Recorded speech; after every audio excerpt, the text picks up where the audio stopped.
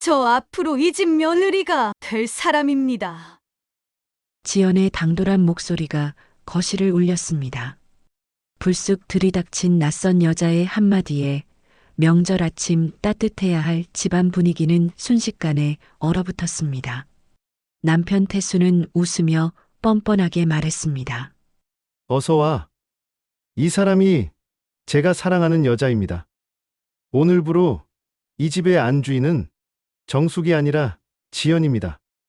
순간 거실은 충격에 빠졌습니다. 뭐라고? 며느리라니? 아니, 이런 날 불쑥 찾아와서 조상님 앞에서 무슨 망신입니까?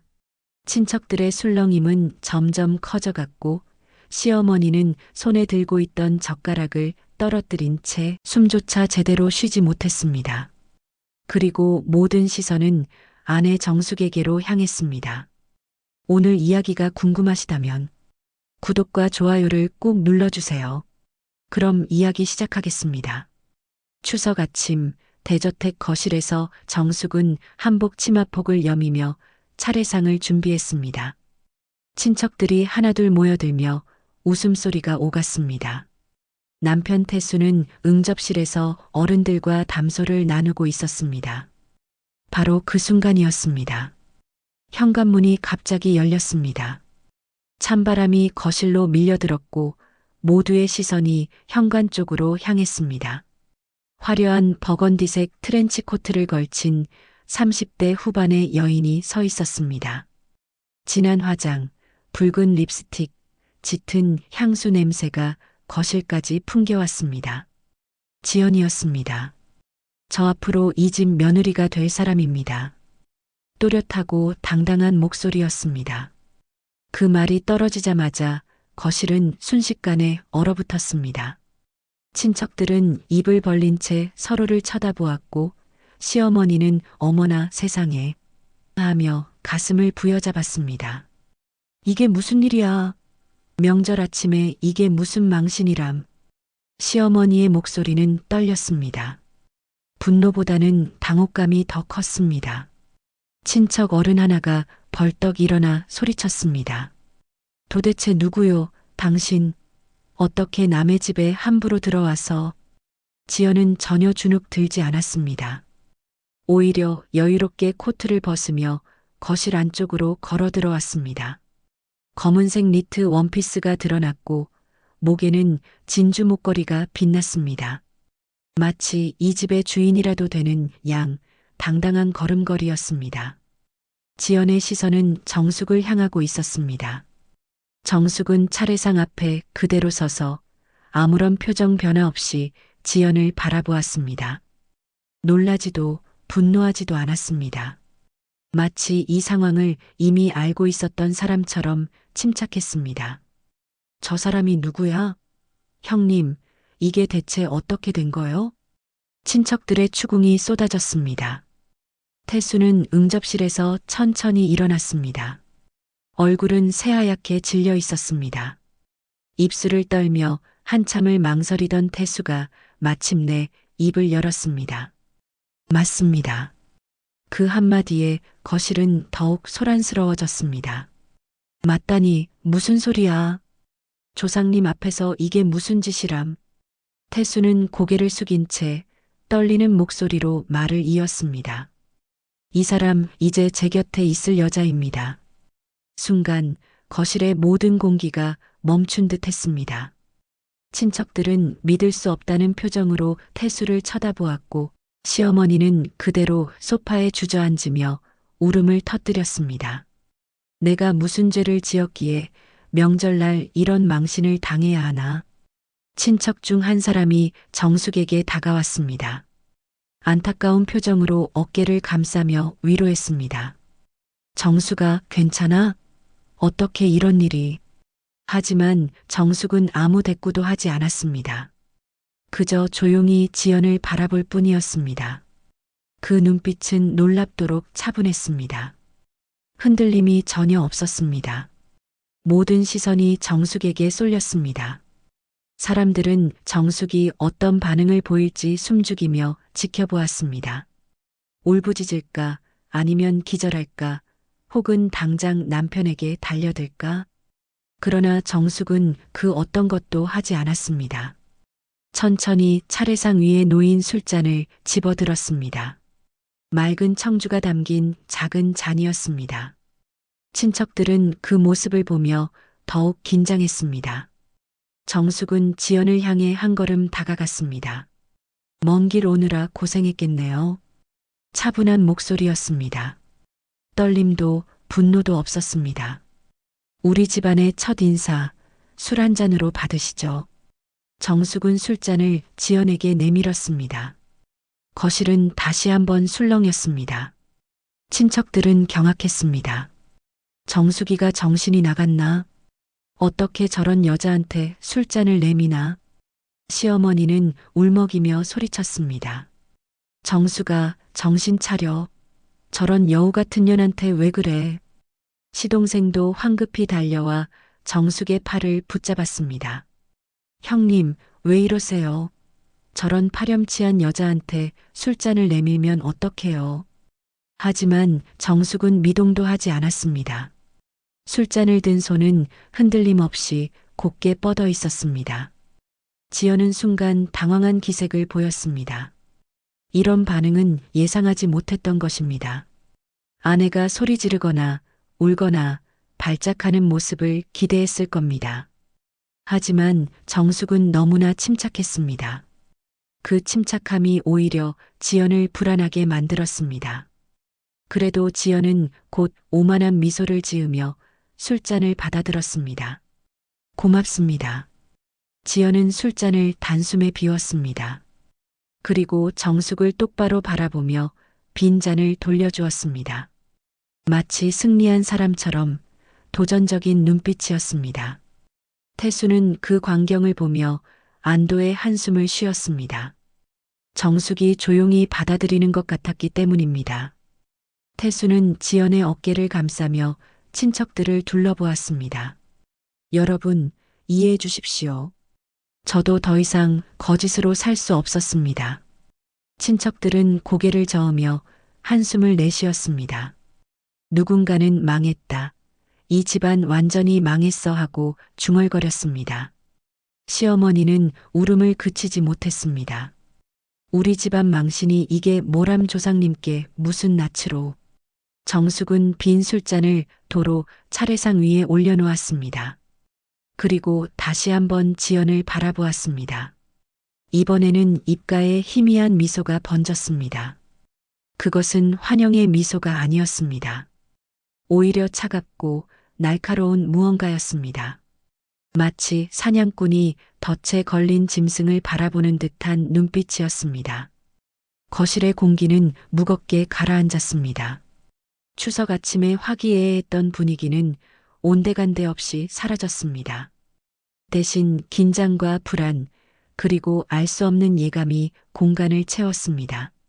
지연은 태수의 팔짱을 끼고 소파에 앉았습니다. 마치 이미 이 집의 안주인이라도 된 듯한 태도였습니다. 친척들은 불편한 표정으로 서로를 쳐다보았습니다. 정숙은 아무 말 없이 부엌 쪽으로 향했습니다. 그 뒷모습은 의외로 흔들림이 없었습니다. 마치 이 모든 것이 계획된 각본의 일부인 것처럼 정숙은 담담하게 제 길을 걸어갔습니다. 부엌 문턱을 넘으며 정숙은 잠깐 뒤를 돌아봤습니다. 거실에서는 여전히 웅성거림이 이어지고 있었습니다. 태수와 지연은 나란히 앉아 있었고 시어머니는 울음을 삼키고 있었습니다. 정숙의 입가에 다시 한번 차가운 미소가 번졌습니다. 그 눈빛 속에는 분노도 슬픔도 없었습니다. 대신 무언가 단단한 결심이 자리하고 있었습니다. 게임은 이제 시작이었습니다. 정숙은 부엌에서 송편을 찌고 있었습니다. 김이 모락모락 피어오르는 찜통 앞에서 정숙의 얼굴은 평온했습니다. 거실에서 들리는 웅성거림도 시어머니의 흐느낌도 지연의 도발적인 웃음소리도 모두 들렸지만 정숙은 흔들리지 않았습니다. 거실로 송편을 들고 나가자 친척들은 여전히 불편한 표정으로 앉아 있었습니다. 지연은 태수 옆에 바짝 붙어 앉아 스마트폰을 만지작거리고 있었습니다. 송편 나왔습니다. 모두 차례 지낼 준비하세요. 정숙의 말에 친척들은 어색하게 자리에서 일어났습니다. 태수가 먼저 차례상 앞으로 나섰습니다. 지연도 따라 나서려 했습니다. 잠깐. 정숙이 지연을 불렀습니다. 차가운 목소리였습니다. 우리 집안 차례는 혈육만 지냅니다. 아직 혼인도 하지 않은 분이 함부로 나설 수는 없어요. 지연의 얼굴이 굳어졌습니다. 태수가 황급히 끼어들었습니다. 정숙, 그렇게까지. 집안 예법입니다. 남편도 잘 아시잖아요. 정숙은 단호했습니다. 친척들은 고개를 끄덕였습니다. 지연은 입술을 깨물며 뒤로 물러섰습니다. 차례가 끝나자 친척들은 하나둘 자리를 떠나기 시작했습니다. 시어머니도 안방으로 들어가며 문을 쾅 닫았습니다. 이제 거실에는 태수와 지연 그리고 정숙만 남았습니다.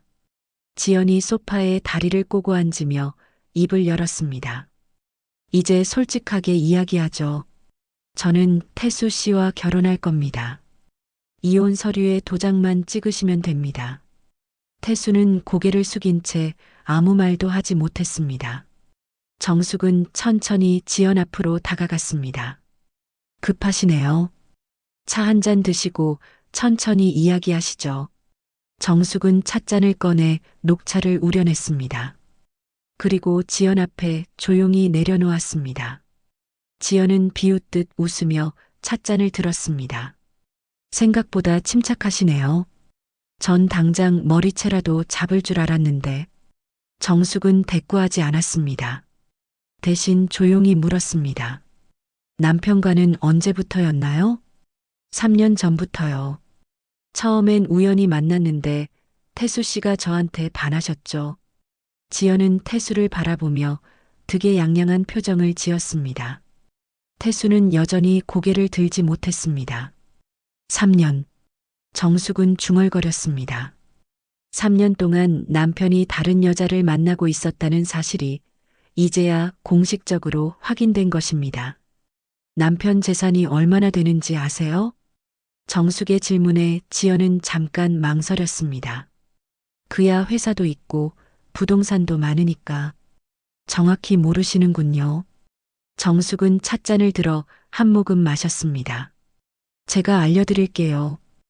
회사 자산은 800억입니다. 부동산은 200억 정도 되고요. 하지만 빚도 있어요. 500억 정도요. 지연의 얼굴이 미묘하게 변했습니다. 태수가 깜짝 놀라며 정숙을 쳐다봤습니다. 정숙, 그건 어떻게? 제가 이 집 살림을 30년 했는데 남편 재산 정도는 알죠. 정숙은 담담하게 말했습니다. 그리고 지연을 똑바로 바라봤습니다. 빚을 빼면 실제로 남는 건 500억 정도예요. 그런데 그것도 다 제 명의로 되어 있어요. 남편이 사업하면서 세금 문제 때문에 제 이름으로 옮겨놨거든요. 지연의 얼굴이 창백해졌습니다. 태수는 입을 벌린 채 아무 말도 하지 못했습니다. 그러니까 제가 이혼에 동의하지 않으면 남편이 가질 수 있는 건 거의 없어요. 회사 지분 정도? 그것도 빚 갚으면 얼마 안 남을 거예요. 정숙의 목소리는 여전히 차분했습니다. 하지만 그 내용은 폭탄 선언이었습니다. 지연은 얼굴이 하얗게 질렸습니다. 태수를 돌아보며 다급하게 물었습니다. 그게 사실이에요? 태수는 대답하지 못했습니다. 침묵이 곧 긍정이었습니다. 하지만 이혼하면 재산 분할이. 재산 분할도 제대로 알고 계신 건가요? 정숙이 말을 끊었습니다. 남편이 바람을 피운 게 명백한 상황에서 법원은 저한테 유리하게 판결할 겁니다. 자녀도 있고요. 아마 7대3 정도로 나눠질 거예요. 그럼 남편이 가져갈 수 있는 건 기껏해야 150억 정도? 지연은 숨이 막히는 듯 했습니다. 1000억 단위의 재산가와 결혼하는 줄 알았는데 실상은 완전히 달랐던 겁니다. 그리고 한 가지 더. 정숙은 스마트폰을 꺼내 화면을 지연에게 보여줬습니다. 거기에는 지연과 다른 남자가 찍힌 사진들이 있었습니다. 호텔 앞에서, 레스토랑에서, 심지어 포옹하는 장면까지. 이건 언제? 지연은 말을 잇지 못했습니다. 3개월 전이에요. 남편한테만 집중하신 건 아니었나 보네요. 정숙의 미소는 여전히 차가웠습니다. 태수는 그 사진을 보며 충격에 빠졌습니다. 지연, 이게 뭐야? 아니에요. 그냥 친구일 뿐이에요. 지연은 황급히 변명했지만 사진 속 모습은 명백했습니다. 정숙은 스마트폰을 도로 집어넣으며 말했습니다. 오늘 이렇게 당당하게 집에 오신 건 제가 초대했기 때문이에요. 뭐라고요? 지연과 태수가 동시에 물었습니다. 남편 비서한테 문자를 보냈어요. 오늘 차례 때 같이 오라고요. 제 이름으로요. 정숙은 담담하게 고백했습니다. 이 모든 게 제 계획이었어요. 오늘 조상님 앞에서, 친척들 앞에서 모든 걸 끝내려고요. 거실은 다시 정적에 휩싸였습니다. 지연은 믿을 수 없다는 표정으로 정숙을 바라봤습니다. 태수는 고개를 떨구며 주먹을 쥐었습니다. 정숙은 자리에서 일어났습니다. 오늘은 명절이니 일단 여기까지 하죠. 내일 변호사 사무실에서 뵙겠습니다. 정숙은 두 사람을 뒤로 한 채 안방으로 향했습니다. 그 뒷모습은 흔들림이 없었습니다. 지연과 태수는 그저 멍하니 앉아 있을 뿐이었습니다. 게임의 주도권은 이미 정숙에게 넘어와 있었습니다.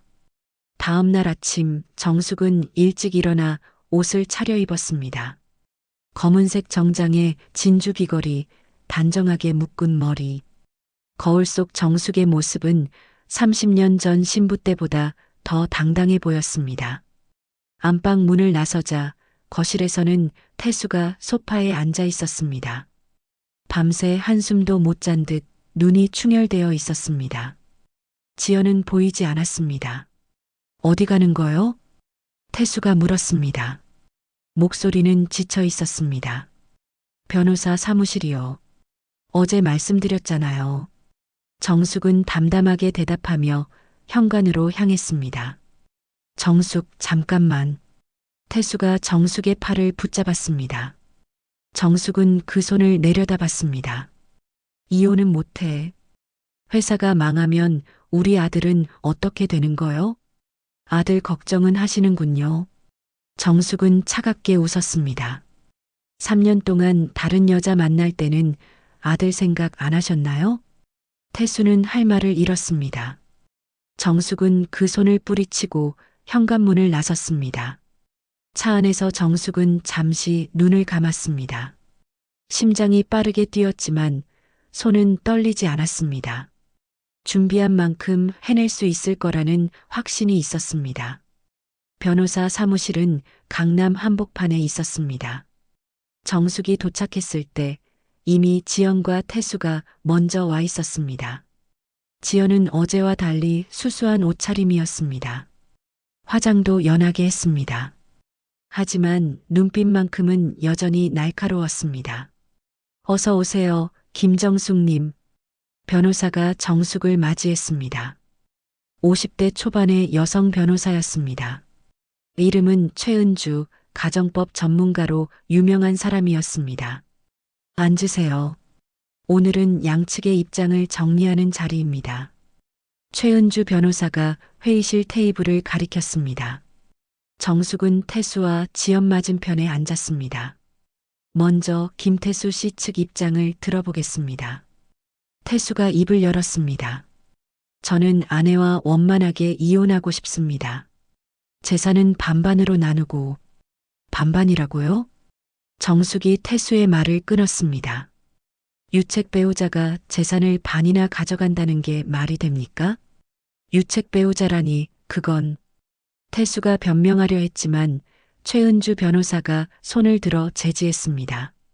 김태수 씨의 혼외 관계가 입증된다면 법원은 재산 분할에서 불리하게 판단할 가능성이 큽니다. 지연이 그제야 입을 열었습니다. 하지만 증거가 있나요? 우리가 만난 건 사실이지만 그게 불륜이라는 증거는 없잖아요. 정숙은 가방에서 두툼한 서류 봉투를 꺼냈습니다. 탁 소리를 내며 테이블 위에 내려놓았습니다. 여기 있습니다. 봉투 안에는 사진들과 문자 기록, 호텔 영수증, 신용카드 내역이 빼곡히 들어 있었습니다. 태수와 지연이 함께 제주도로 여행 간 기록, 호텔에서 함께 찍은 사진, 지연에게 보낸 수천만 원어치 선물 내역까지 최은주 변호사가 서류를 하나씩 넘기며 확인했습니다. 표정이 점점 굳어졌습니다. 이 정도면 충분합니다. 혼외 관계가 명백하게 입증됩니다. 지연의 얼굴이 하얗게 질렸습니다. 태수는 고개를 떨구었습니다. 그리고 한 가지 더. 정숙은 또 다른 서류를 꺼냈습니다. 회사 장부 사본입니다. 남편이 회사 돈을 빼돌려서 개인 계좌로 옮긴 내역이에요. 총액이 200억 정도 됩니다. 태수가 벌떡 일어났습니다. 그건 어떻게 구했어? 그건 기밀 서류인데. 회사 격리 이사가 제 고등학교 동창이에요. 남편도 알고 계시잖아요. 정숙은 담담하게 말했습니다. 격리 이사가 이상하다고 연락을 줬어요. 회장님이 자꾸 이상한 명목으로 돈을 빼간다고요. 그래서 제가 직접 확인했죠. 최은주 변호사가 서류를 검토하더니 심각한 표정을 지었습니다.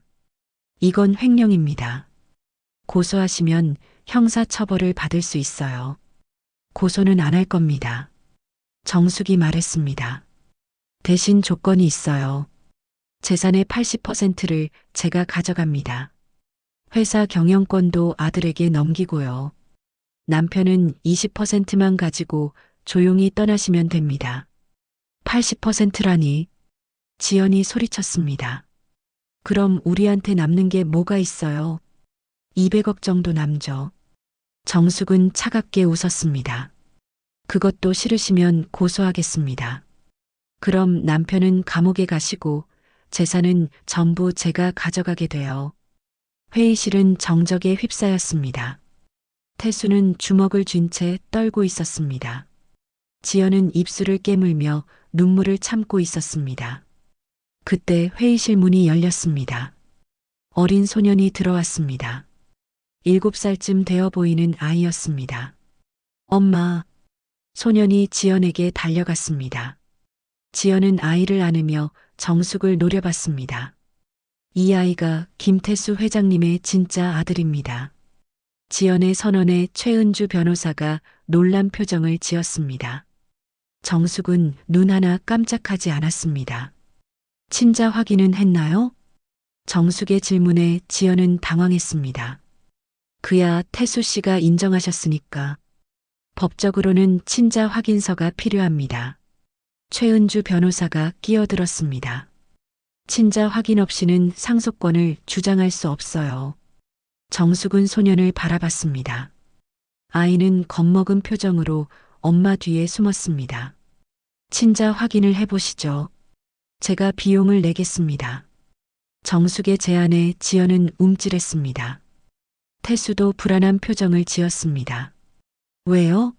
자신 있게 아들이라고 하셨잖아요. 확인해 보시죠. 정숙은 태수를 똑바로 바라봤습니다. 여보, 정말 저 아이가 당신 아들이라고 확신하세요? 태수는 대답하지 못했습니다. 지연을 불안하게 쳐다볼 뿐이었습니다.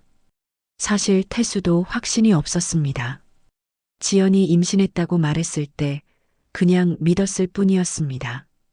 저 아이 아버지가 누군지 모르시죠? 정숙이 다시 물었습니다. 이번에는 지연을 향해서였습니다. 어제 보여드린 사진 속 남자 아닌가요? 아니면 다른 남자? 지연은 아무 말도 하지 못했습니다. 얼굴이 새하얗게 질렸습니다. 정숙은 자리에서 일어났습니다. 일주일 드릴게요. 친자 확인하시고 다시 연락 주세요. 그때까지 저는 고소를 보류하겠습니다. 정숙은 회의실을 나섰습니다. 뒤에서 지연의 울음소리가 들렸지만 정숙은 돌아보지 않았습니다.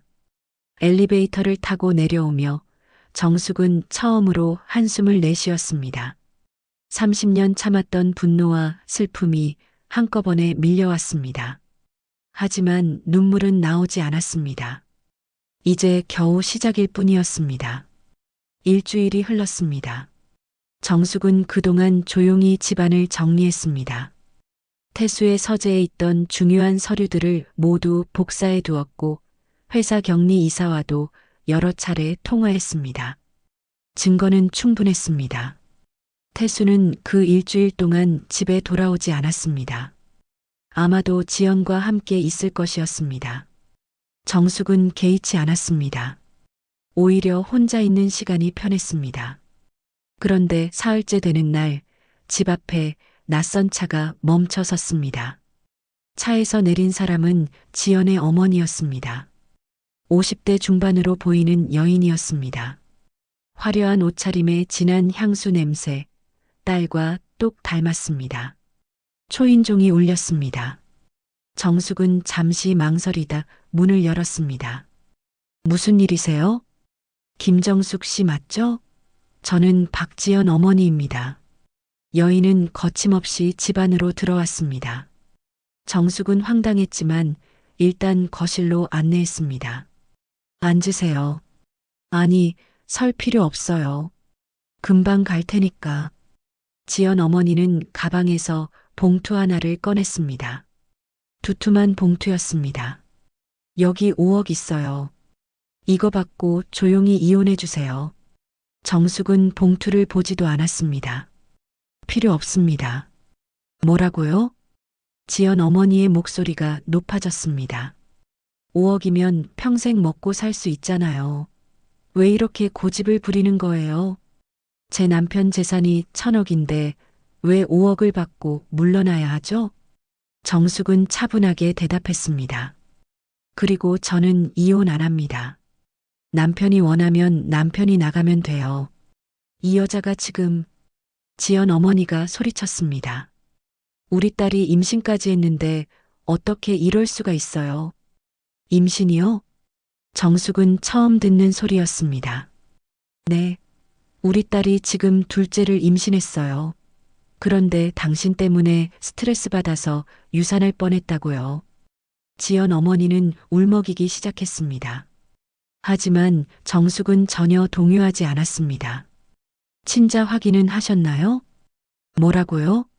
첫째도 친자 확인 안 됐는데 둘째는 어떻게 믿으라는 거죠? 정숙의 말에 지연 어머니는 할 말을 잃었습니다. 잠시 침묵이 흘렀습니다. 나가주세요. 더 이상 할 말 없습니다. 정숙이 현관문을 가리켰습니다. 지연 어머니는 분노에 찬 표정으로 봉투를 집어들었습니다. 후회하실 거예요. 우리가 가만히 있지 않을 거예요. 그 말을 남기고 지연 어머니는 집을 나갔습니다. 문이 쾅 닫히는 소리가 울렸습니다.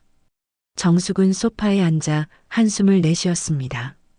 이제 지연 가족까지 나서기 시작한 것입니다. 앞으로 더 힘들어질 게 분명했습니다. 그날 저녁 전화가 울렸습니다. 태수였습니다. 정숙 나야. 무슨 일이에요? 내일 병원에서 만나자. 친자 확인 결과 나왔어. 정숙은 가슴이 철렁했습니다. 결과가 어떻게 나왔든 이제 모든 게 명확해질 것입니다. 다음 날 정숙은 병원으로 향했습니다. 대학병원 유전자 검사실 앞이었습니다. 태수와 지연 그리고 그 아이가 먼저 와 있었습니다. 들어가시죠. 의사가 모두를 진료실로 안내했습니다. 책상 위에는 봉인된 서류 봉투가 놓여 있었습니다. 결과를 말씀드리겠습니다. 의사가 봉투를 뜯었습니다. 서류를 꺼내 확인하더니 심각한 표정을 지었습니다. 김태수 씨와 아이의 친자 관계는 부정됩니다. 유전자 일치율이 20% 미만입니다. 순간 진료실은 정적에 휩싸였습니다. 뭐라고요? 태수가 소리쳤습니다. 다시 확인해 보세요. 잘못된 거 아닙니까? 3번 확인했습니다. 결과는 동일합니다. 의사는 단호하게 말했습니다. 태수는 지연을 돌아봤습니다. 지연은 얼굴이 새하얗게 질려 있었습니다. 이게 무슨 짓이야? 태수가 지연의 팔을 붙잡았습니다. 3년 동안 나를 속인 거야. 아니에요. 저도 몰랐어요. 지연은 울먹이며 변명했습니다. 정말 당신 아이인 줄 알았어요. 그럼 아버지가 누구야? 어제 만난 그 남자야. 태수의 목소리는 분노로 떨렸습니다. 지연은 아무 대답도 하지 못했습니다. 아이는 겁에 질려 울기 시작했습니다. 정숙은 조용히 자리에서 일어났습니다. 더 이상 볼 필요가 없었습니다. 진료실을 나서는 정숙의 뒤로 태수와 지연의 다툼 소리가 들렸습니다. 복도를 걷는 정숙의 발걸음은 가벼웠습니다. 이제 모든 게 명확해졌습니다. 지연은 거짓말쟁이였고 태수는 바보였습니다. 휴대전화가 울렸습니다. 최은주 변호사였습니다. 김정숙님, 좋은 소식이에요. 상대 측이 합의를 요청했습니다. 조건은요? 당신이 제시한 대로 받아들이겠답니다. 80대 20분할 회사 경영권 아들에게 이전, 모든 조건 다요. 정숙은 잠시 침묵했습니다. 알겠습니다. 서류 준비해 주세요. 전화를 끊고 정숙은 병원 밖으로 나왔습니다. 가을 햇살이 따사로웠습니다. 바람이 불어와 머리카락을 흩날렸습니다. 그때 뒤에서 태수가 달려왔습니다. 정숙아. 태수는 숨을 헐떡이며 정숙 앞을 막아섰습니다. 미안해. 정말 미안해. 내가 잘못했어. 태수의 눈에는 눈물이 고여 있었습니다. 다시 시작하자. 그 여자는 다 끝났어. 이제 우리 다시. 싫어요. 정숙은 차갑게 말했습니다. 이미 늦었어요. 변호사한테 연락 오셨죠? 합의서에 도장 찍으세요. 그게 당신이 할 수 있는 마지막이에요. 정수가 제발. 태수가 정숙의 손을 잡으려 했습니다. 하지만 정숙은 그 손을 뿌리쳤습니다. 30년 동안 믿었던 사람한테 배신당하고 거짓말에 속아 살았어요. 이제 용서는 없습니다. 정숙은 태수를 지나쳐 걸어갔습니다. 뒤에서 태수의 흐느끼는 소리가 들렸지만 정숙은 돌아보지 않았습니다. 주차장으로 가는 길, 정숙은 하늘을 올려다봤습니다. 파란 하늘에 흰 구름이 떠 있었습니다. 마음속 짐이 조금씩 가벼워지는 느낌이었어요. 이제 진짜 끝이 보이기 시작했습니다. 이틀 후 정숙은 최은주 변호사 사무실을 다시 찾았습니다. 이번에는 합의서에 도장을 찍기 위해서였습니다. 회의실에는 태수만 덩그러니 앉아 있었습니다. 지연은 보이지 않았습니다. 지연 씨는요? 정숙이 물었습니다. 헤어졌어. 태수의 목소리는 풀이 죽어 있었습니다. 친자 확인 결과 나온 후로 연락이 끊겼어. 전화도 안 받고. 정숙은 아무 말도 하지 않았습니다. 당연한 결과였습니다. 지연은 돈을 노렸을 뿐이고 그 돈이 없어지자 떠난 것입니다. 최은주 변호사가 두툼한 서류를 테이블 위에 펼쳤습니다. 합의서 내용 확인하시죠. 재산 분할은 80대 20, 회사 경영권은 아드님께 이전, 위자료 별도 10억, 이혼 사유는 태수 씨의 유책으로 명시됩니다. 태수는 서류를 보며 한숨을 내쉬었습니다. 이렇게 되는구나. 도장 찍으시겠어요? 최은주 변호사가 물었습니다. 태수는 한참을 망설이다가 고개를 끄덕였습니다. 도장을 꺼내 서류에 찍기 시작했습니다. 하나, 둘, 셋. 여러 장의 서류에 도장이 찍혔습니다. 정숙도 자신의 도장을 꺼냈습니다. 30년 동안 써온 도장이었습니다. 결혼할 때 시어머니가 선물로 준 것이었습니다. 정숙은 잠시 도장을 바라봤습니다. 김정숙님? 최은주 변호사가 조심스럽게 불렀습니다. 괜찮습니다. 정숙은 도장을 들어 서류에 찍었습니다. 붉은 도장 자국이 선명하게 찍혔습니다. 한 장, 두 장, 세 장. 30년의 결혼 생활이 서류 몇 장으로 정리되어 갔습니다. 완료됐습니다. 이제 법원에 제출하면 한 달 후 이혼이 확정됩니다. 최은주 변호사가 서류를 정리하며 말했습니다. 수고하셨습니다. 정숙은 자리에서 일어났습니다. 태수도 따라 일어났습니다. 정수가 잠깐만. 태수가 정숙을 불렀습니다. 정숙은 멈춰섰습니다. 마지막으로 할 말 있어. 태수는 주머니에서 작은 상자를 꺼냈습니다. 정숙이 아는 상자였습니다. 결혼 30주년 기념으로 태수가 준비했던 반지 상자였습니다. 이거 원래 다음 달에 주려고 했어. 30주년 기념으로. 태수는 상자를 열었습니다. 안에는 다이아몬드 반지가 반짝이고 있었습니다. 미안해. 정말 미안해. 태수의 눈에 눈물이 고였습니다. 나도 몰랐어. 지연이가 그런 여자인 줄. 나를 이용한 거였어. 다 내가 바보였어. 정숙은 반지를 바라봤습니다. 예쁜 반지였습니다. 하지만 이제는 아무 의미가 없었습니다. 필요 없어요. 정숙은 고개를 저었습니다. 그 돈으로 당신 새 인생이나 준비하세요. 정숙은 회의실을 나섰습니다. 태수는 그 자리에 멍하니 서 있었습니다. 손에 든 반지 상자만 덩그러니 빛나고 있었습니다. 회의실 밖으로 나온 정숙은 복도에서 잠시 벽에 기댔습니다. 다리에 힘이 풀리는 것 같았습니다. 30년이 이렇게 끝나는구나. 실감이 나지 않았습니다. 휴대전화가 울렸습니다. 아들이었습니다. 엄마, 다 끝났어? 응, 끝났다. 고생하셨어요. 집에 오세요. 제가 저녁 준비해놨어요. 아들의 목소리는 따뜻했습니다. 정숙은 가슴이 뭉클했습니다. 그래, 금방 갈게. 전화를 끊고 정숙은 엘리베이터를 탔습니다. 거울에 비친 자신의 모습을 봤습니다. 피곤해 보였지만 눈빛만큼은 또렷했습니다. 집에 도착하자 아들이 현관에서 맞아주었습니다. 어서 오세요, 엄마. 고맙다. 거실 테이블에는 정갈하게 차려진 저녁 식사가 놓여 있었습니다. 된장찌개, 제육볶음, 시금치나물. 정숙이 좋아하는 반찬들이었습니다. 언제 이런 걸 다 준비했어? 오늘 오후에 서둘러서요. 엄마 힘드실 것 같아서. 아들은 수줍게 웃었습니다. 정숙은 아들의 손을 꼭 잡았습니다. 미안해. 엄마 때문에 힘들었지?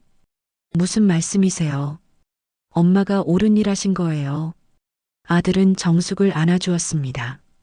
정숙은 그제야 눈물이 났습니다. 참고 참았던 눈물이 주르르 흘러내렸습니다. 괜찮아요, 엄마. 이제 다 괜찮을 거예요. 아들의 품에서 한참을 울었습니다. 30년 동안 참았던 슬픔과 분노, 배신감이 눈물로 쏟아져 나왔습니다. 저녁을 먹으며 아들이 말했습니다. 엄마, 회사는 제가 잘할게요. 걱정 마세요. 그래, 믿는다. 그리고 엄마도 이제 하고 싶은 거 하세요. 그동안 남 챙기느라 엄마 인생은 없으셨잖아요. 아들의 말에 정숙은 잠시 생각에 잠겼습니다. 하고 싶은 것, 그게 뭘까요? 30년 동안 남편과 시댁, 아들만 챙기며 살았습니다. 정작 자신이 뭘 원하는지는 생각해 본 적이 없었습니다. 천천히 생각해 볼게. 네, 서두르지 마세요. 식사를 마치고 설거지를 하는데 초인종이 울렸습니다. 아들이 문을 열자 시어머니가 서 있었습니다. 어머니? 정숙이 놀라서 현관으로 나갔습니다. 들어가도 되겠니? 시어머니의 목소리는 조심스러웠습니다. 정숙은 잠시 망설이다가 고개를 끄덕였습니다. 거실로 들어온 시어머니는 한참을 말없이 앉아 있었습니다. 그러다 입을 열었습니다. 미안하다, 정수가. 어머니, 내가 아들을 잘못 키웠어. 내가 고생한 거 다 알면서도 모른 척 했어. 정말 미안하다. 시어머니는 눈물을 닦았습니다. 이혼한다는 소식 들었어. 내가 옳은 선택을 했다. 내 아들이 잘못했어. 정숙은 가슴이 먹먹했습니다. 괜찮아요, 어머니. 다 지나간 일이에요. 이제 내 인생 살아라. 아직 젊잖니. 행복하게 살아야 해. 시어머니는 정숙의 손을 꼭 잡았습니다. 주름진 손이었지만 따뜻했습니다. 시어머니가 돌아간 후 정숙은 창밖을 바라봤습니다. 밤하늘에 별이 반짝이고 있었습니다. 참 오랜만에 보는 별이었습니다. 이제 새로운 시작이었습니다. 한 달이 흘렀습니다. 법원에서 이혼 확정 판결이 났습니다. 정숙은 법원 복도에서 판결문을 받아들었습니다. 종이 한 장이었지만 그 무게는 30년의 세월만큼이나 무겁게 느껴졌습니다. 축하드립니다. 이제 정말 자유예요. 최은주 변호사가 정숙의 손을 잡았습니다. 감사합니다. 변호사님 덕분이에요. 법원을 나서는데 저만치서 태수가 서 있었습니다. 홀로 서 있는 모습이 왠지 쓸쓸해 보였습니다. 정숙과 눈이 마주쳤지만 태수는 아무 말도 하지 않았습니다. 그저 고개를 숙일 뿐이었습니다. 정숙도 아무 말 없이 지나쳤습니다. 더 이상 할 말이 없었습니다. 모든 게 끝났습니다. 집으로 돌아오는 길 정숙은 오랜만에 동네 공원에 들렀습니다. 벤치에 앉아 가을바람을 맞았습니다. 낙엽이 바람에 날려 떨어졌습니다. 계절이 바뀌고 있었습니다. 아주머니, 누군가 정숙을 불렀습니다. 돌아보니 동네 복지관에서 일하는 사회복지사 미선이었습니다. 미선 씨, 안녕하세요. 여기 웬일이세요? 요즘 복지관에 안 오시더라고요. 할머니들이 아주머니 많이 찾으시거든요. 정숙은 1년 전부터 복지관에서 자원봉사를 하고 있었습니다. 독거노인들께 도시락을 배달하는 일이었습니다. 하지만 최근 몇 달은 개인 사정으로 가지 못했습니다. 다시 가볼게요. 정말요? 감사합니다.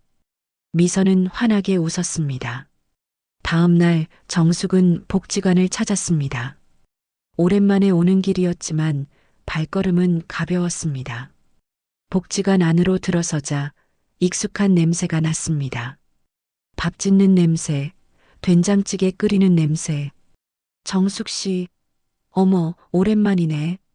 주방에서 일하는 자원봉사자들이 반갑게 맞아주었습니다. 사람들의 따뜻한 환영에 정숙은 코끝이 찡해졌습니다. 정숙은 앞치마를 두르고 주방으로 들어갔습니다. 도시락 준비가 한창이었습니다. 밥을 담고 반찬을 담고 국을 담았습니다.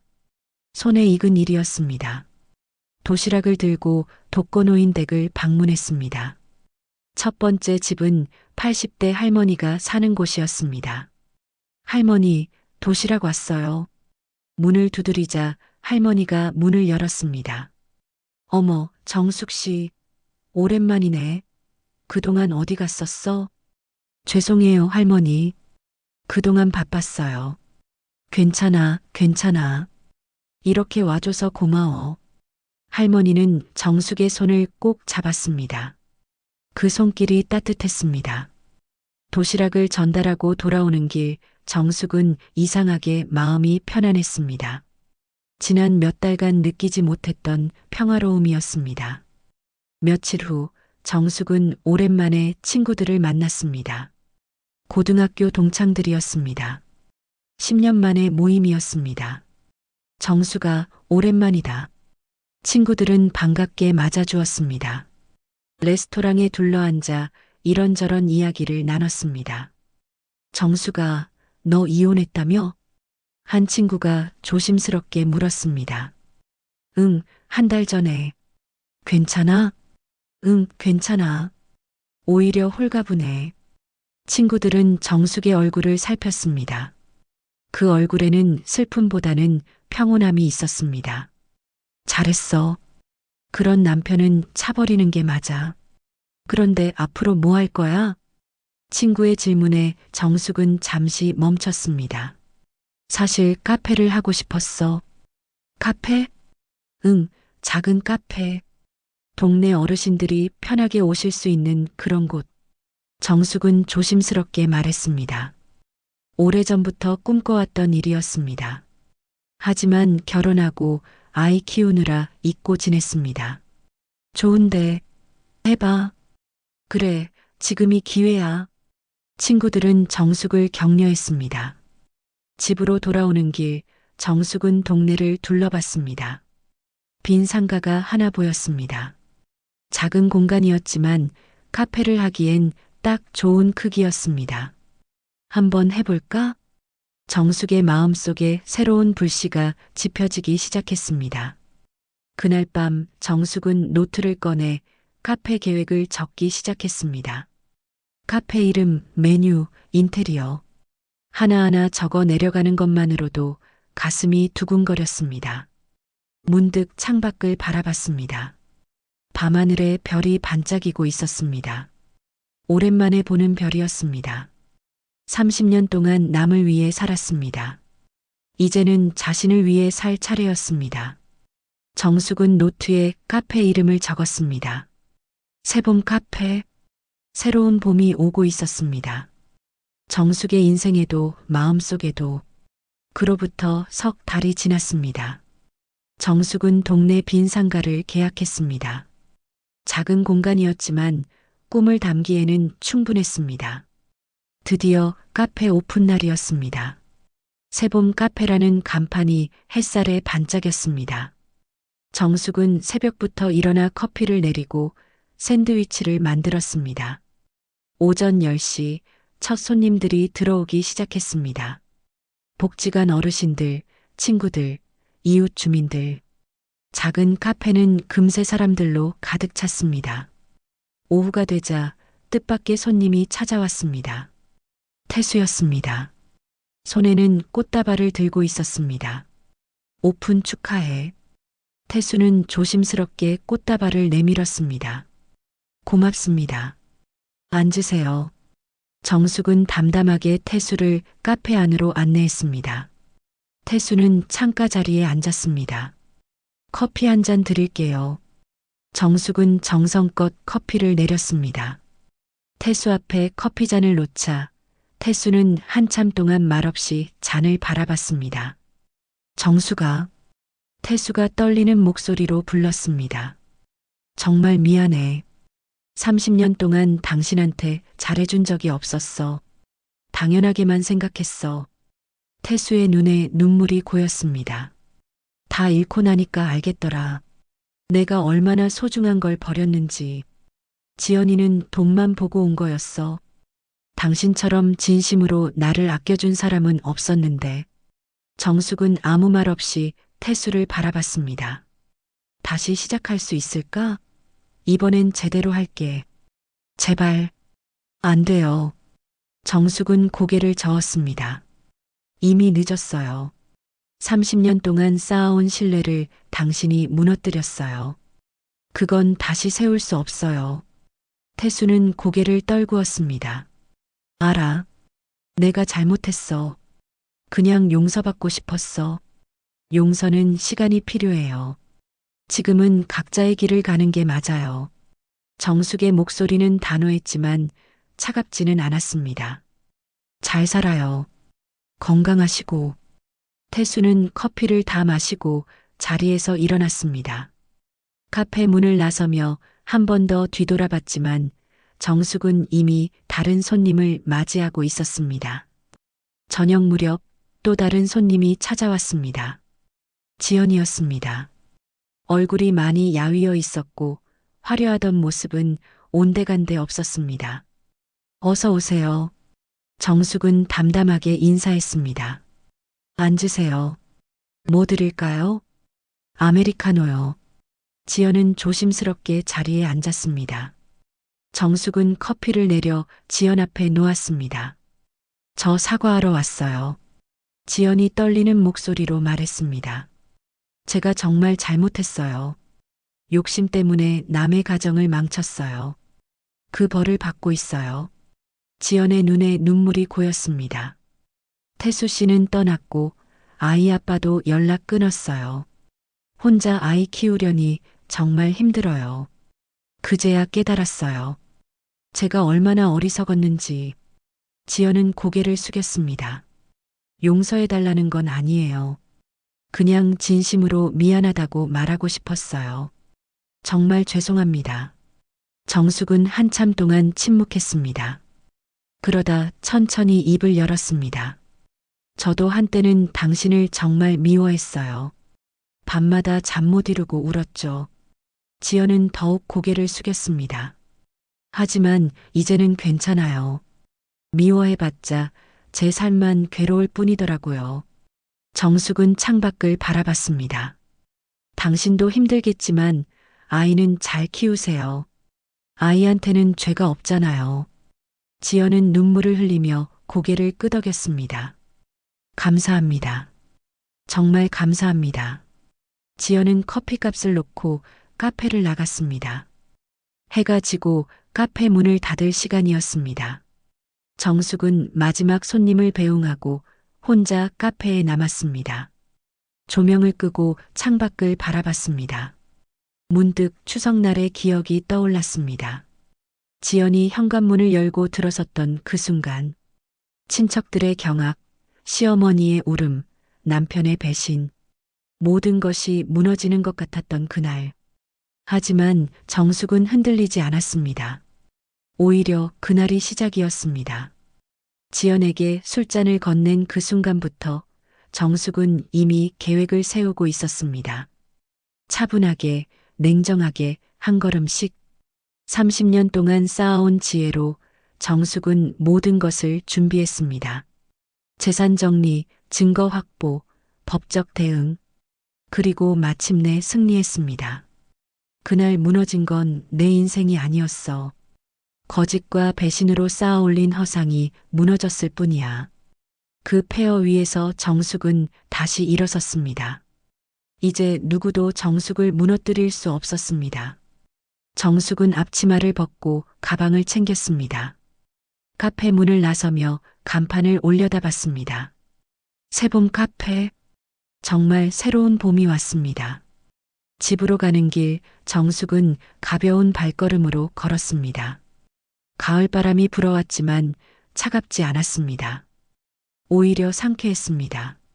하늘을 올려다보니 별이 반짝이고 있었습니다. 정숙은 미소 지었습니다. 앞으로도 힘든 날이 있을 것입니다. 혼자 카페를 운영하는 것도 쉽지 않을 테고 외로운 밤도 찾아올 것입니다. 하지만 이제 정숙은 알고 있었습니다. 어떤 어둠이 와도 결국 아침은 온다는 것을. 그리고 그 아침을 맞이하는 사람은 바로 자기 자신이라는 것을. 정숙에게는 이제 새로운 꿈이 있었습니다. 카페를 키워 동네 사람들의 쉼터로 만드는 것. 복지관과 연계해서 어르신들을 위한 프로그램을 운영하는 것. 그리고 언젠가는 혼자 살아가는 여성들을 위한 공간을 만드는 것. 30년 동안 남을 위해 살았습니다. 이제는 자신을 위해 그리고 의미 있는 일을 위해 살 것입니다. 명절날의 굴욕은 끝이 아니라 시작이었습니다. 진짜 김정숙의 인생이 이제 시작되었습니다. 새로운 인생, 새로운 봄, 새로운 희망. 정숙은 별빛 아래서 천천히 걸어갔습니다. 그 발걸음은 확신에 차 있었습니다. 오늘 이야기 어떠셨나요? 이야기에 대한 의견을 댓글로 남겨주세요. 또 이 영상을 어디에서 보고 계시고 무엇을 하며 들으시는지 적어주시면 제가 마음 담아 인사드릴게요. 앞으로도 다양한 이야기를 시청하시려면 무료로 할 수 있는 구독과 좋아요를 눌러주세요. 알림까지 설정해 놓으시면 다음 영상을 바로 시청하실 수 있습니다. 오늘도 함께 해주신 시간 감사드립니다. 행복한 하루 되세요.